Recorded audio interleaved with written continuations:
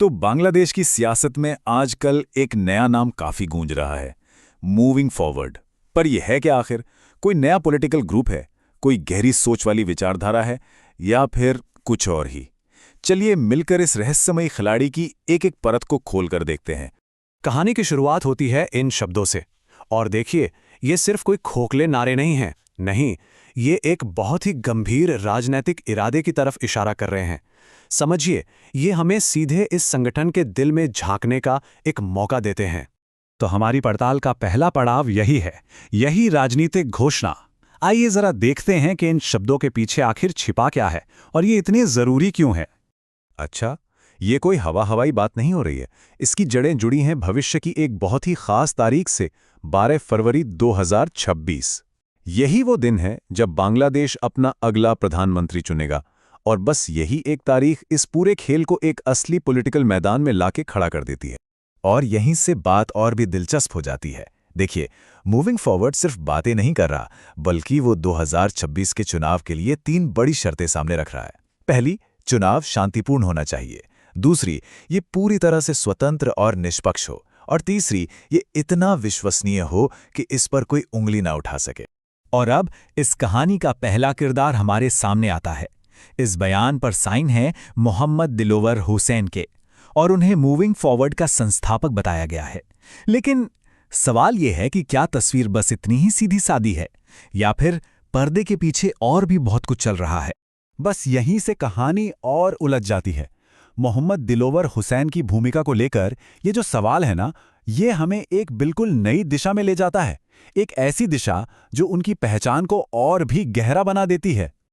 और यहां आता है एक बड़ा ट्विस्ट।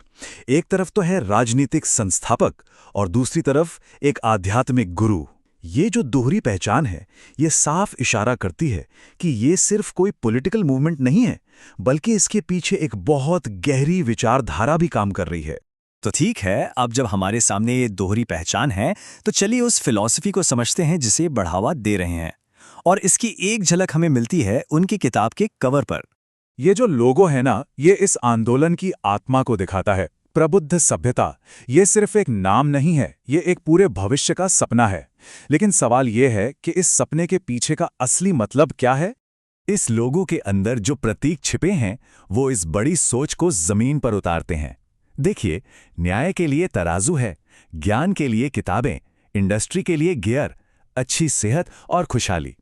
ये एक तरह से एक ऐसे समाज का नक्शा है जहां हर चीज का ध्यान रखा गया हो। तो अब सवाल ये उठता है कि ये आंदोलन अपनी बात, अपनी आवाज लोगों तक पहुंचाता कैसे है?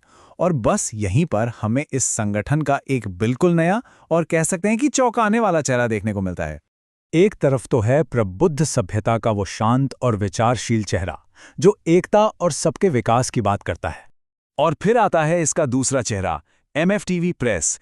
इसका अंदाज बिल्कुल अलग है, एकदम जोशीला, आक्रामक, जो एक डिजिटल मीडिया क्रांति का ऐलान कर रहा है। तो सोचिए, एक तरफ शांति और फिलॉसफी, और दूसरी तरफ ऊर्जा और क्रांति। ये जो दोहरापन है ना, ये इस संगठन की ब्रांडिंग को बहुत ज्यादा कॉम्प्लेक्स और सच कहें तो विरोधाभासी बना देता है। तो चलिए, अब तक हमें जितने भी सुराग मिले हैं, उन सब को जोड़कर एक पूरी तस्वीर बनाने की कोशिश करते हैं और देखते हैं कि इस पहेली की आखिरी कड़ी क्या है। और ये सवाल हमें मूविंग फॉरवर्ड के एक और ही रूप से मिलवाता है, जो इस कहानी में एक और नया मोड़ ले आता है। और वो है ये सनविंग का ये चमक चमाता हुआ कॉर्पोरेट लोगो। और दिलचस्प बात क्या है, इसमें भी मूविंग फॉरवर्ड का नाम जुड़ा हुआ है, जो साफ साफ इसके एक बिजनेस या कमर्शियल एंगल की तरफ इशारा करता है। तो आखिर में हमारे सामने तस्वीर क्या बनती है? नाम एक ही है, मूविंग फॉरवर्ड, लेकिन इसके चेहरे हैं 4। एक राजनीतिक, एक दार्शनिक या कह लें आइडियोलॉजिकल, एक मीडिया का, और शायद एक कारोबारी चेहरा भी। तो सबसे बड़ा सवाल अब यही बचता है कि इतने सारे चेहरों वाला ये संगठन 2026 के चुनावों में बांग्लादेश की सियासत को आखिर किस दिशा में ले जाएगा। ये एक ऐसा सवाल है जिसका जवाब तो खैर आने वाला वक्त ही देगा, लेकिन हाँ, इस पर नजर बनाए रखना वाकई बहुत दिलचस्प होगा।